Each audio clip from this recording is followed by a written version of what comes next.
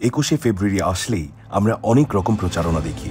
1952 এর ভাষা আন্দোলনের কথা মোটামুটি আমাদের সবারই জানা। সেদিনের অকুতোভয় ভাষা সৈনিকদের আত্মত্যাগের বিনিময়ে রাষ্ট্রভাষা বাংলা পরিচিতি পায়। এসব আমরা জানি, কিন্তু আমরা কি জানি 1998তেও আবারও জেগে উঠেছিল সালাম ও রফিক এই ভাষা আন্দোলনকে প্রতিষ্ঠা করতে। তবে এবার শুধু বাংলাদেশের জন্য না, সারা বিশ্বের জন্য। এই লড়াই ছিল 21শে ফেব্রুয়ারিকে সারা পৃথিবীর জন্য ভাষা দিবস ঘোষণার।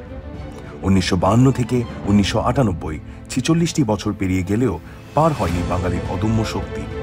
নতুন যুগের সালাম ও রফিক 1999 সালে ইউনেস্কো অধিবেশনে 188টি দেশের অনুমোদন নিয়ে আমাদের এনে দেন নতুন এক পরিচয়। 21শে ফেব্রুয়ারি শুধু বাংলাদেশের না, 21 এখন সবার। তাদের অক্লান্ত পরিশ্রমের ফসল হিসেবে আজ 21শে ফেব্রুয়ারি সারা বিশ্বের ভাষা দিবস। 1999 সালে 17ই নভেম্বর 21শে ফেব্রুয়ারি হয়ে ওঠে আন্তর্জাতিক মাতৃভাষা দিবস।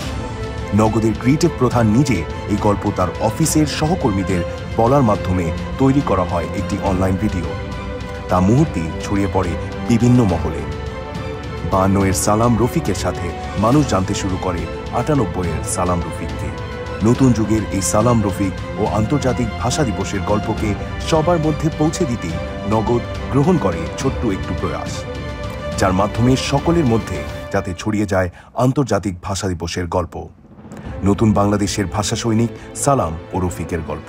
নগদের এই প্রচারণাটি বিভিন্ন সামাজিক যোগাযোগ মাধ্যমে প্রায় 15 লক্ষেরও বেশি রিচ ও 10 লক্ষের বেশি ভিউজ পায়। প্রায় 9,52,000 মানুষ প্রচারণা চলাকালীন সময় নগদের পেজে সংযুক্ত থাকে, যা নগদের এই সামান্য প্রচেষ্টাকে তার প্রাপ্য সার্থকতা দেয়।